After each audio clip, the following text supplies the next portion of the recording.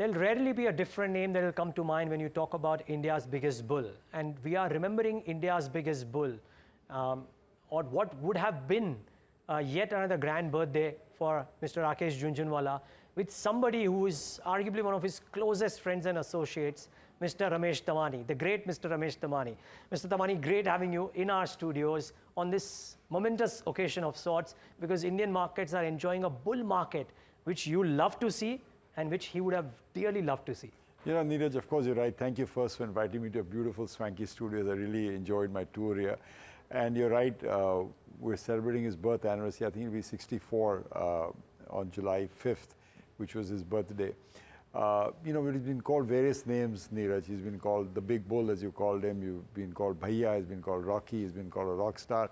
But I think I'm going to add one more name to him called Nostradamus, because he had predicted what we are seeing today, even 5 years back, that India would have the mother of all bull markets, that more importantly, it would be led not by foreign money, but by Indian public money.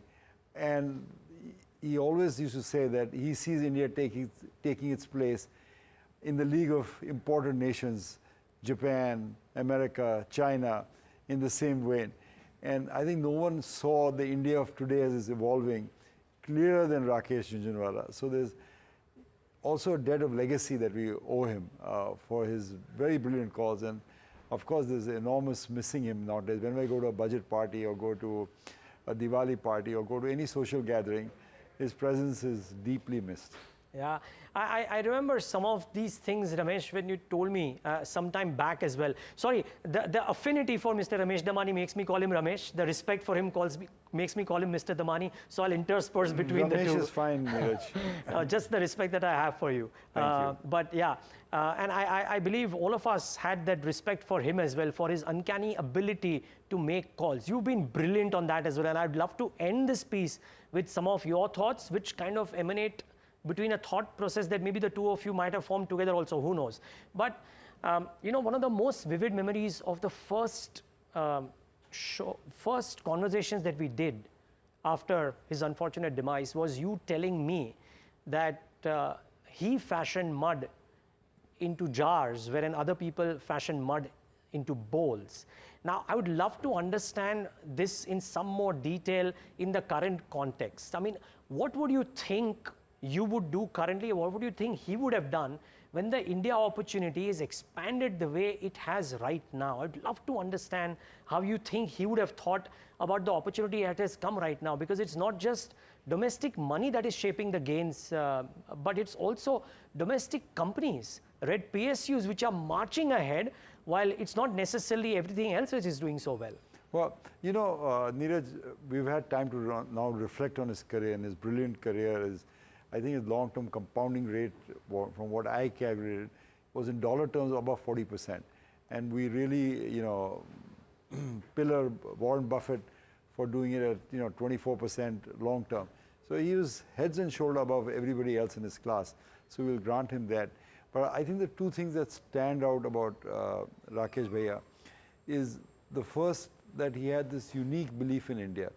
And I think that shaped a 30-year career that he had in the stock market, that he always had only one mantra: always be bullish on India, never be not bullish on India. So no matter where the market fell, market, you know, went sideways, he always remained consistently bullish, and he was never afraid to express that by backing Indian promoters, backing Indian companies. I think one of the qualities that I have found over the last 30 years, that what makes between an average investor and a great investor is a great investor is willing to take the risk, is willing to put money on the table. And Rakesh was such a fast study. If he liked a company, in 30 minutes he'd close a deal for 100 crores or 50 crores. He had already studied a lot of business models of business companies. So when a promoter bought it to him, it was not new. And because of now his reputation, they were all, you know, very cognizant of what he liked: the return on capital, good corporate governance, free cash flow, those kind of things. But what astonished me always in the 30 years plus that I've known him is that he's always ready to put money on the table. He's never afraid of a loss.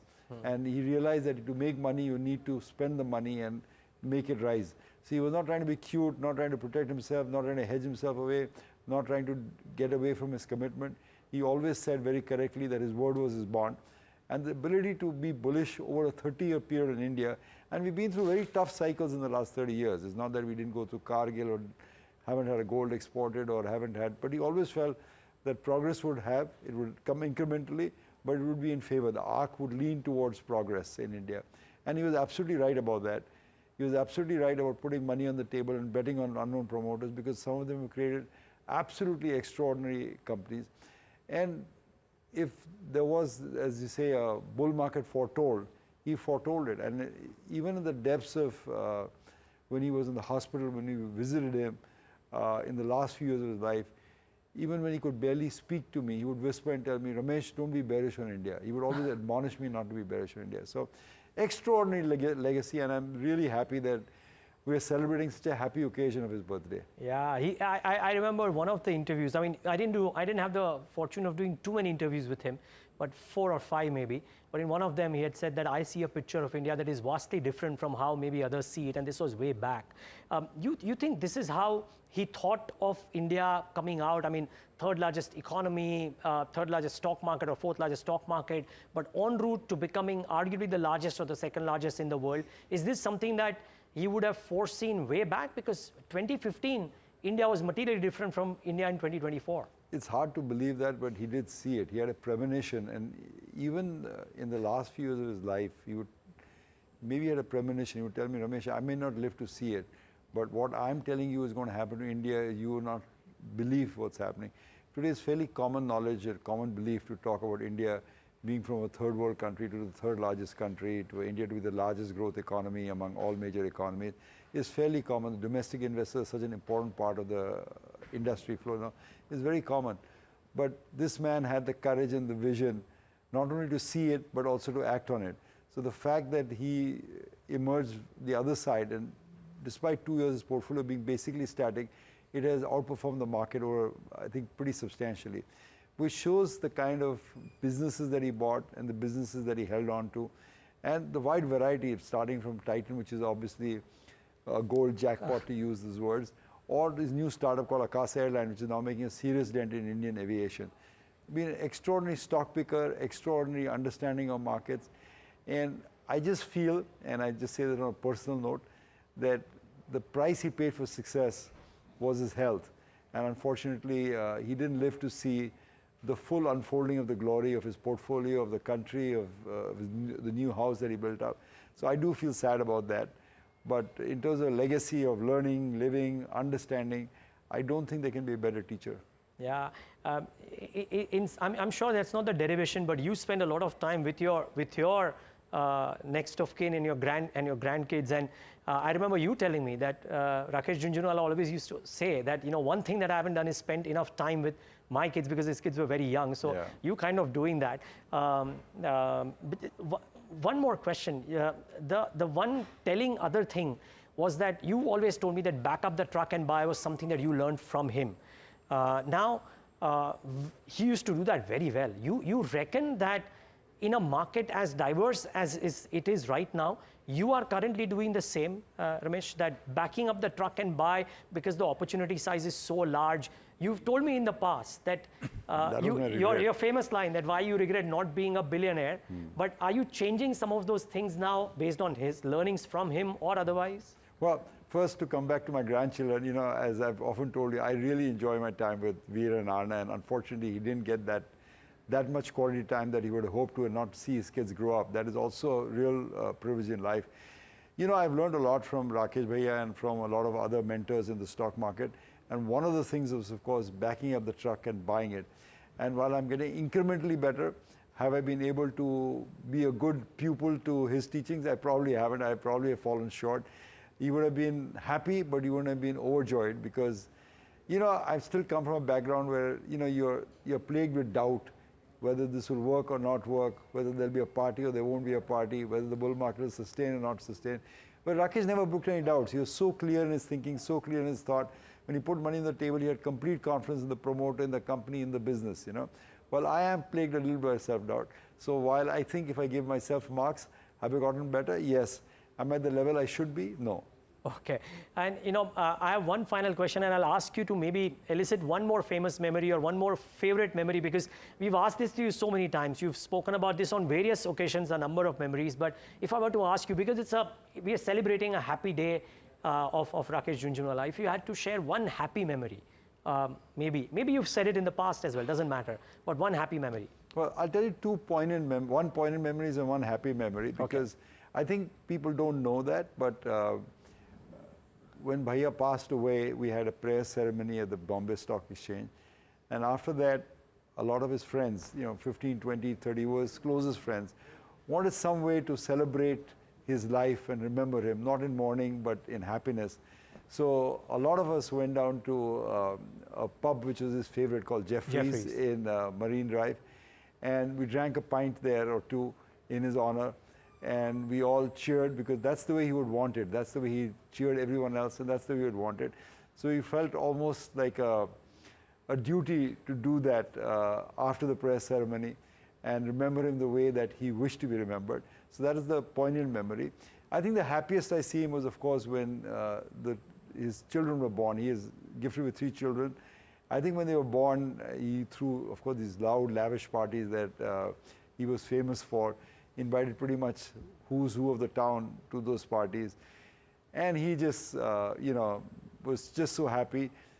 One more memory was very happy was his 50th birthday, which he took us all to Mauritius. And we started a trend of, celebrating the big milestone birthdays, 50, 60, 70. But in those occasions, I've seen a rare, softer side for him, a man who's not only focused on markets, but focused on his friends, focused on his family, focused on enjoyment. So it was nice that the story of his life is history of the Indian stock market, and I'm glad I was a witness to that story. Yeah, and if there is a lasting impression to your mind that his, he was unequivocally, to my mind, the voice of the Indian stock market. Times were very troubled. He would come in, he would say things.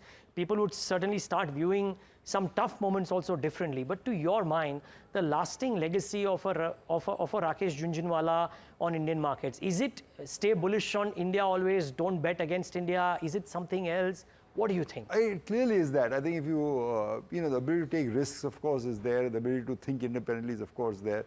But I think if you take a dominant stream of what carried him through and allowed him to keep placing the bets he did. I mean, remember when he came in the 80s in India, Neeraj, the income tax rate was 90% plus. There was wealth tax in India. India was a closed economy. But he kind of foresaw that the tax rates would go down, that the trading systems would become efficient, that tariffs would fall down, that India would integrate to the global economy. After the Berlin Wall, he was pretty sure about it. And he betted accordingly. So this idea stemmed from that basic belief in a set, I remain bullish on India. Everything that will happen will be good in India. And that was true irrespective of the governments that was in power. It was not that he was wedded to a particular government. He knew that every government in a democratically elected country would have to bring progress and growth and GDP growth for its public.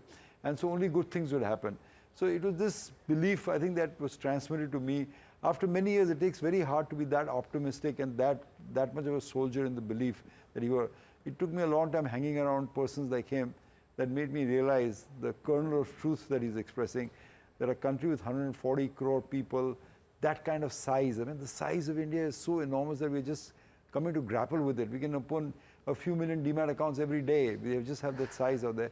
He kind of understood that before. So I would say that his lasting contribution, other than the great picks he made and the great parties he threw, was also that he taught us, remain bullish on this country, remain invested, and try and have independence of thought in what you approach the market, and which I also practice. I mean, we used to have a lot of discussions on my stocks was his stocks or my outlook was his outlook, but that was all in the fun and game. Got it. I have one final question before we wrap up this conversation. Maybe it's a slightly difficult one, but I'm asking you, if you had to think, if there is one thing that you think about India for the next 5, 10, 15, 20, 25 years, by putting yourself in his shoes or thinking the way you think, yes, but also some inspiration from him, if I can use that term, what would that one thing be? It could be about India's growth, it could be about the markets, it could be about anything else. But something about India as you see it for the next 25 years, inspired from Rakesh Jhunjhunwala. Well, I think what he taught us was that we need to always remain invested, okay? And while the markets are cyclical, they'll go up and down, and there are periods in which you can, buy and sell. But broadly, you want to remain invested in the market. So I think, and not only him, the other greats of the stock market, I've asked them this question in multiple ways. And the ways is, okay, you've been in this market 4 decades. Which is the best decade that you've seen? Was it when liberalization happened? Was it in the tech boom? Or was it now? The answer question. And both of them would answer, or all of them would answer with the same breath, that the next decade is the best. So I've come back with that phrase that, the best time to invest in India was, of course, in 1991, when Manmohan Singh stepped up and gave the famous liberalization budget for the interim government. That changed the trajectory of our country, and now it's absolutely clear as you look back 30 years that that's what the trigger point was. The next best time to invest in India, and I'm sure Rakesh would agree with me on this, is today. Because you can't win this game if you don't play this game. Unless you invest, you're not going to profit from it. So I would suggest what he would say is that be bullish on this country. This country is a unique opportunity to become the third or the second largest economy over the next 20, 30 years. And you need to participate in that economy in full measure. And whether he says it or whether I now repeated him as a parrot, I also tend to believe that. While occasionally we'll move for cash or move from one stock to the other stock, we enduring remain bullish that only good will happen in this country. I think that's the lesson I've learned from him, and that's the lesson I'd like to pass on to the next generation, that you need to remain invested. To win this game, you've got to play this game. If you're going to be scared of volatility, which is the nature of the beast, it will happen every day. I mean, right now the market's going up. On June 4th, it was going down. Volatility is the nature of the beast. So don't be scared of volatility in the market. Be scared of permanent loss of capital. And I think luckily we're on a good wicket that we won the ovarian lottery by being Indians, as Warren Buffett might say. But luckily, I think we're in the right place at the right time. So my advice to everyone is, this is as good time to invest. I've been asked this question so many times at 40,000 the index, 50,000 the index, 60,000 index. Is it too high to invest? Isn't the market gone up too much? If I got a few dollars for that every time, I'd be a billionaire. I would have come up through my limitations, Neeraj. But having said that, you could look at the index at 6 figures and say, oh my God, is it too high now? So, that's a mug's game. I don't want to play that. I want to remain bullish. I want to remain invested. Advice I got from Bhaiya, advice I also believe in. Yeah, and advice that you're passing on to me, I would love to be thought of as the next generation from your perspective, because I just learn so much from you every time I hear you elsewhere or get a chance to talk to you. A bit of how Ashok might see you. Ashok is Ramesh Damani's son, is how I see you, Ramesh Damani. Thank you so much for joining us on such a momentous occasion and sharing some of those thoughts. You're too kind to me, but thank you so much. And we all, salute Bhaiya on his birthday. Most I think it's a good occasion to remember him. And, I'll end with a quotation which I like to say about him. It goes that a teacher affects eternity because you never know where his influence stops.